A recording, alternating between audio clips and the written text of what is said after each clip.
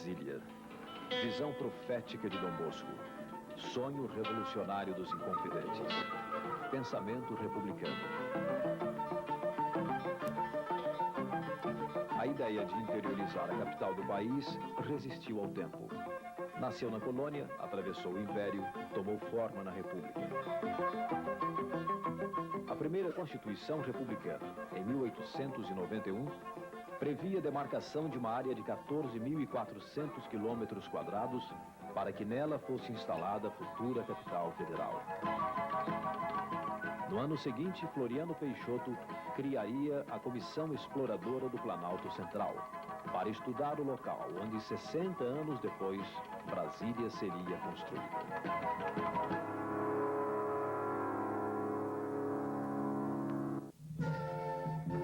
A Comissão Exploradora do Planalto Central era formada por geólogos, astrônomos, engenheiros e naturalistas. Luiz Cruz chefiava essa comissão que saiu do Rio de Janeiro em junho de 1892. A primeira etapa do percurso foi feita de trem até Uberaba, em Minas, ponto final da estrada de ferro da Mogiana. Daí em diante, mais de 4.000 quilômetros foram percorridos a pé ou a cavalo. Cruz estabeleceu 3 cidades como base da pesquisa: Pirinópolis, Lusiânia e Formosa. E por quase 2 anos, os 21 integrantes da comissão estudaram e demarcaram o solitário Planalto Central. Depois da expedição de Luiz Cruz em 1892, pouca coisa foi feita para transferir a capital do país. A ideia de mudar a sede do governo é abandonada, mas não esquecida. Em 1922, o presidente Epitácio Pessoa lança a pedra fundamental da nova cidade em Planaltina, durante o centenário da independência. A partir daí, segue-se um período difícil na história da República, com o agravamento dos problemas econômicos e convulsões sociais. A Revolução de 30, o Estado Novo, Getúlio no poder. Em 1946, a ideia de interiorizar está de volta. Eurico Gaspar Dutra, presidente da República, cria a Missão Poli Coelho, que aumentaria em mais de 60.000 quilômetros quadrados a área demarcada por Luiz Cruz.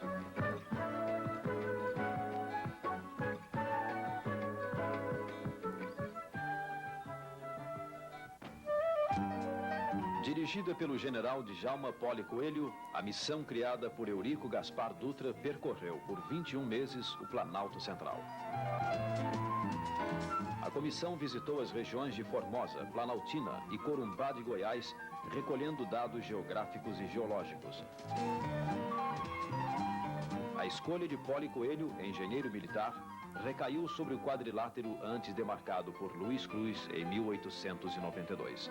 Ele, no entanto, aumentaria a área em mais de 60.000 quilômetros quadrados. Por muito tempo, ainda se discutiria uma outra alternativa para a mudança da capital, o Triângulo Mineiro. Mas em 48, o Planalto Central é definitivamente escolhido. No segundo governo Vargas, em 53, são realizadas as pesquisas para a transferência definitiva. Em 55, a cruz é erguida pela primeira vez no Cerrado. A terra tem o nome provisório, Vera Cruz. Mas somente em 1956, quando Juscelino Kubitschek chega à presidência, começa a arrancada decisiva para a construção de Brasília.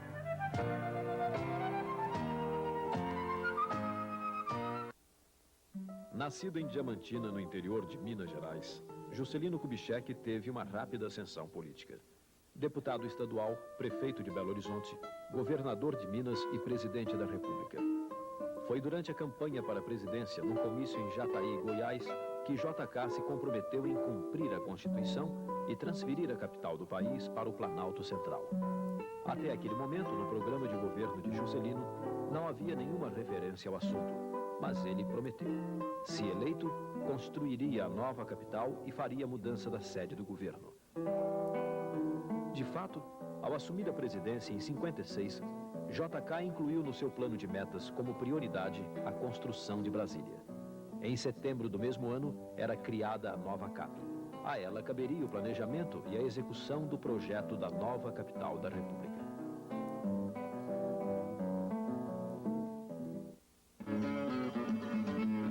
De outubro de 1956. Juscelino Kubitschek chega pela primeira vez ao Planalto Central. Até aquele momento não havia a menor ideia de como seria a nova capital. Juscelino fiscalizava pessoalmente o início das obras, mas ficava pouco tempo por falta de alojamento. Os amigos de JK decidem então construir uma casa para o presidente. Oscar Niemeyer desenha o projeto. Em 10 dias, a residência presidencial é erguida e batizada. Era o Catetinho, primeira construção de Brasília.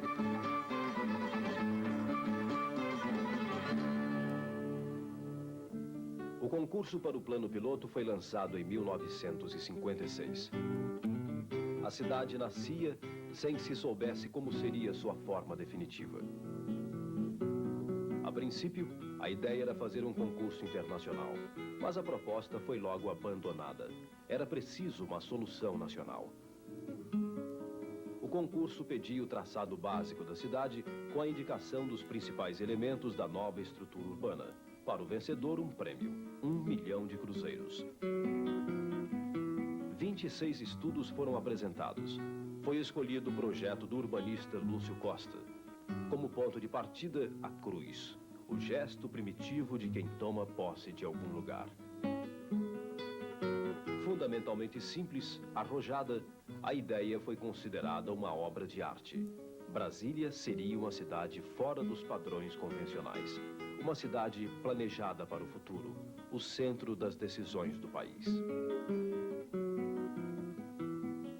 Durante a construção de Brasília, enquanto o plano de Lúcio Costa deixava o papel e tomava forma no Cerrado, aumentavam as críticas e o movimento de resistência à mudança da capital. A oposição acusava o governo de gastos exagerados e desvio de verbas. O funcionalismo público era persuadido a não aceitar a mudança. A cidade nascia entre críticas e elogios. Brasília era tema frequente nas chanchadas da época. No filme Metido a Bacana, de 1957, criticava-se a suposta corrupção. JK viajava de patinete para Brasília. O filme defendia o ponto de vista carioca e pedia que o carnaval não mudasse de cidade.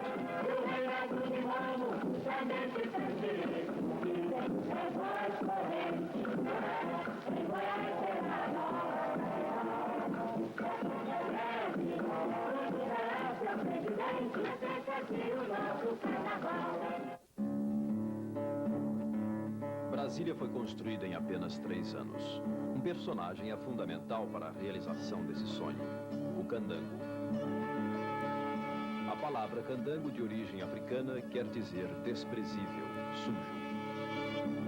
Era assim que os negros chamavam os portugueses colonizadores. Com o tempo, candango transformou-se em sinônimo de operário, trabalhador. Em Brasília, eles eram milhares, mineiros, goianos e principalmente nordestinos, que chegaram aqui trazidos pela seca.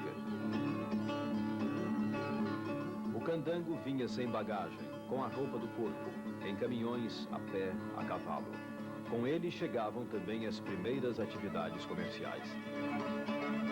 Depois de alojados, começavam o trabalho, que varava a noite, rompia o dia. Essa Brasília nasceu e sua beleza é tanta que o nordestino lutou passando a hora da janta. Ela o nordestino fez e nela o nordestino canta. Candango, trabalhador, operário, o anônimo construtor de Brasília.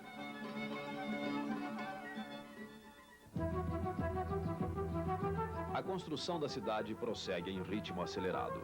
Mas a alguns quilômetros do plano piloto surge sem traçado ou arquitetura a chamada Cidade Livre.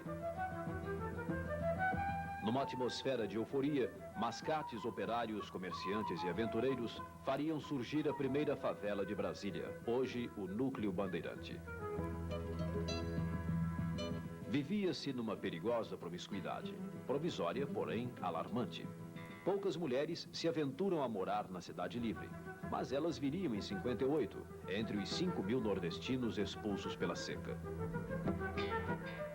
A chegada desse enorme contingente humano transforma a cidade improvisada num grave problema social. A nova CAP decide, então, transferir parte da população para outra área. Em 6 meses, surge a primeira cidade satélite organizada, Taguatinga.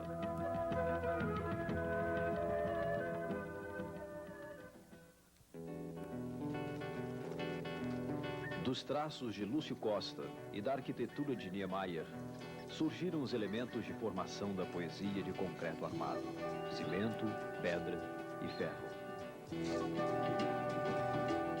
O cerrado se incorpora às linhas arquitetônicas em harmonia com as construções e o meio ambiente. No imenso deserto, surgiram palácios de linhas revolucionárias e poéticas. Esses palácios parecem flutuar, tal a leveza de suas formas. O próprio Niemeyer reconhece que em Brasília sua arquitetura se fez mais livre e rigorosa, integrada ao traçado urbanista de Lúcio Costa, o humanizador dos grandes espaços. Admirada no mundo inteiro pelo arrojo de suas construções, a arquitetura de Niemeyer encerra a dignidade e a nobreza de intenção exigidas por Lúcio Costa.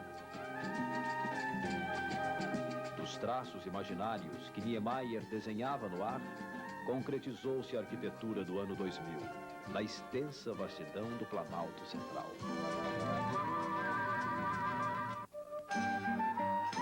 A construção de Brasília trouxe para o Planalto Central gente de todo o país. Pioneiros como Bernardo Saião, Oscar Niemeyer e Israel Pinheiro aqui chegariam em 1956. Niemeyer, hoje com 77 anos, instalou-se definitivamente na região em 58, erguendo palácios e monumentos em tempo recorde. Brasília foi feita em 3 anos, justamente no tempo que se faz um edifício. Então todos os edifícios de Brasília foram feitos nesse mesmo período. Eu acho que Brasília funciona bem, o plano do Lúcio Costa é um plano correto, e eu com a minha arquitetura procurei completá-lo no que me foi possível, né? Em torno dos construtores de Brasília fervilhava uma massa anônima de trabalhadores. Um dos principais construtores da cidade, porém pouco conhecido, foi Bernardo Saião, desbravador do sertão goiano e pioneiro na abertura da rodovia do século, a Belém-Brasília. Em 15 de janeiro de 1959, Bernardo Saião morre num acidente na floresta amazônica. Não viveria o suficiente para ver a inauguração da estrada, nem da cidade que ajudara a construir.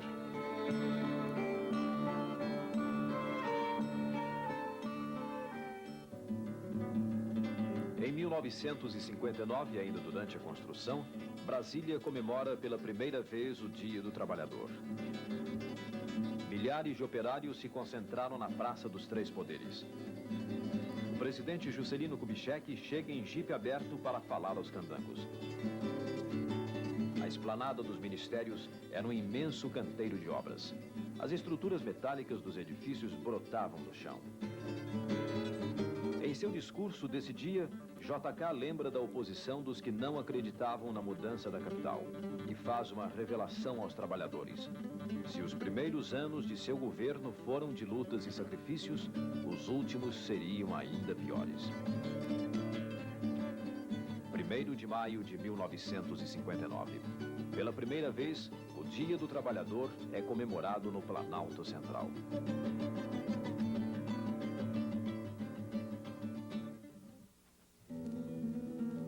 A construção de uma cidade em pleno deserto do Planalto Central chamou a atenção do mundo inteiro. Visitantes de vários países vieram a Brasília para ver de perto a arquitetura revolucionária de Oscar Niemeyer. Em 1956, no começo das obras, a cidade recebe a visita do presidente italiano Giovanni Bronchi, que ficou hospedado no Palácio da Alvorada. Bronchi conheceu a área onde seria construída a embaixada italiana. Outra visita seria do presidente de Portugal, Craveiro Lopes, No cruzeiro, ele inaugura uma placa comemorativa à sua visita. De todos os visitantes da época, surpresos com a velocidade das obras, ficaria uma observação em comum. Num país de dimensões continentais, somente com a obstinação de um povo na busca de seu desenvolvimento, seria possível realizar a gigantesca obra de construir uma cidade em apenas 3 anos.